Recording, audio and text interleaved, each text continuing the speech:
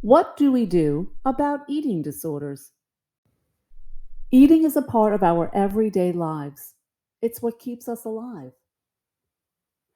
Not only that, it's also a means of socializing. When we sit down and break bread with someone, we talk about our families, our lives, work, school. But what happens when you have an eating disorder? Let's take Frida, for example. Frida is a 16-year-old high school student who uses the pronouns she and her. Frida recently came out to her friends, but not to her family. She is anticipating that the school lunch bell will ring, but Frida has an eating disorder. Lunchtime stirs up a lot inside of her, and she does not look forward to it. What feeling does it conjure up inside of her? Anxiety. Frida has a limited support system and finds it overwhelming to connect with others. Her life is attending school, homework, and perseverating over social media. Everyone looks perfect except for her.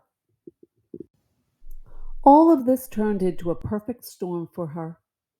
She decided to go to counseling. With each visit, Frida wonders out loud, why is she not perfect? What does she want to achieve in counseling? To feel at peace with herself. Which leads to the bigger question: who am I? That's a really big question for anyone.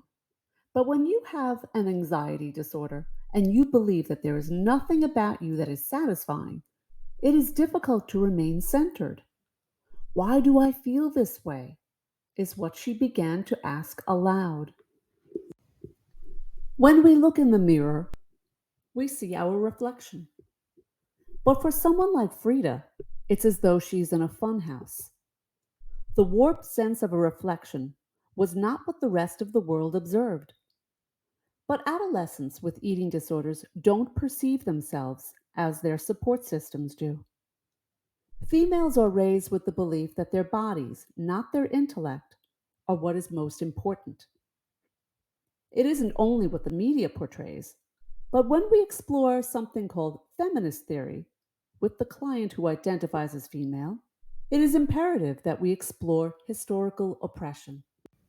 According to the World Health Organization, adolescence can be defined as from the ages of 10 through 19 years. It is a time in our lives when our hormone production begins and we're experiencing bodily changes that can make some feel overwhelmed. It is a confusing time in our lives. This is when females will go through puberty and our bodies develop.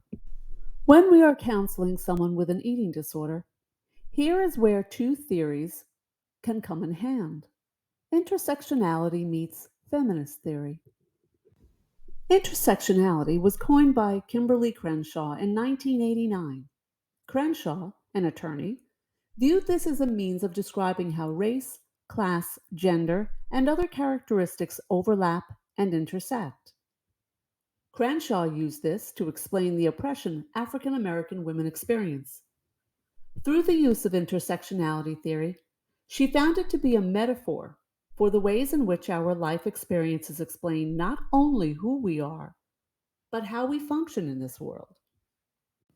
If we use the theory of intersectionality, it helps people like Frida who are struggling with who they are. The client can explore and observe what makes her Frida. When we cross that with feminist theory, Frida gains an understanding of the historical oppression that females experience. In Frida's case, it will assist her with gaining a deeper understanding of the adolescent lesbian.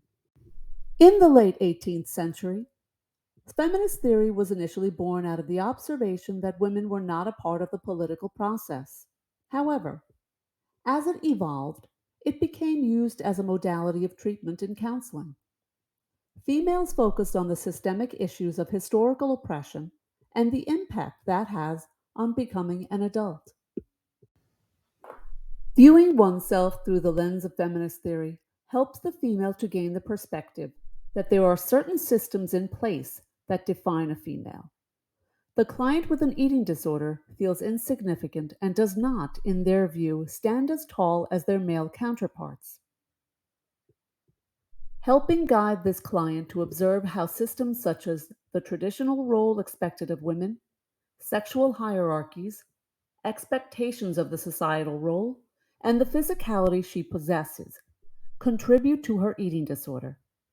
That is, if a female is to be revered as a female, she must look as feminine as the qualities that are expected of her. Being born a female is a social construct. Understanding what historically comes with that role and the social structures can assist that client.